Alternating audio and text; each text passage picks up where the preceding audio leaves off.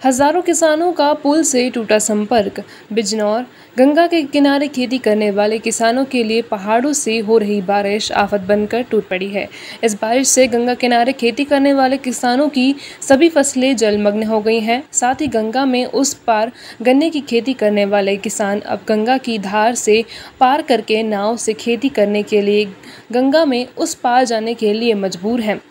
गंगा के उस पार आने जाने वाले अस्थायी पुल भी इस गंगा के तेज बहाव में पुल का कुछ हिस्सा बह गया है, जिसके बाद से गंगा के उस पार जाने वाले हजारों लोगों को नाव या 60 किलोमीटर घूमकर अपनी खेती करने जाना पड़ता है।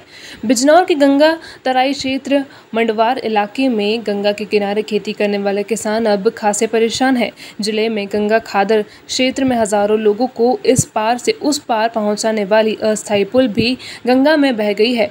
इस पुल से हजारों लोग मुजफ्फरनगर की सीमा में जाकर गंगा किनारे प्लेस व गन्ने की खेती करते थे।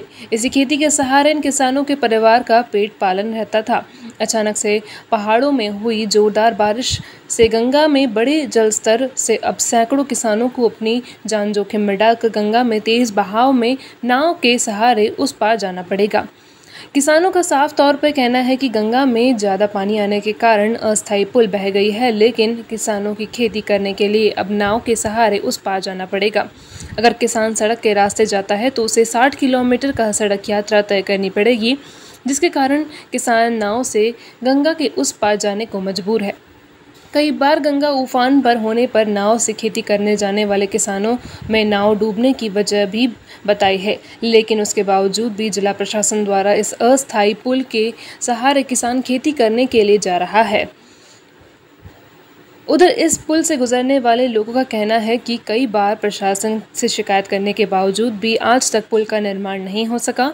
इस पुल को अस्थायी तौर पर दिवाली के बाद लोगों के आवागमन के लिए बनाया गया था, लेकिन गंगा के तेज बहाव से इस पुल का आधा हिस्सा बह गया। इससे 2 साल पहले गंगा के तेज बहाव में नाव डूबने के से 20 से अधिक लोगों को अपनी जान गंवानी पड़ी, लेकिन इसके बावजूद भी प्रशासन द्वारा कोई अभी तक कार्रवाई नहीं की गई है।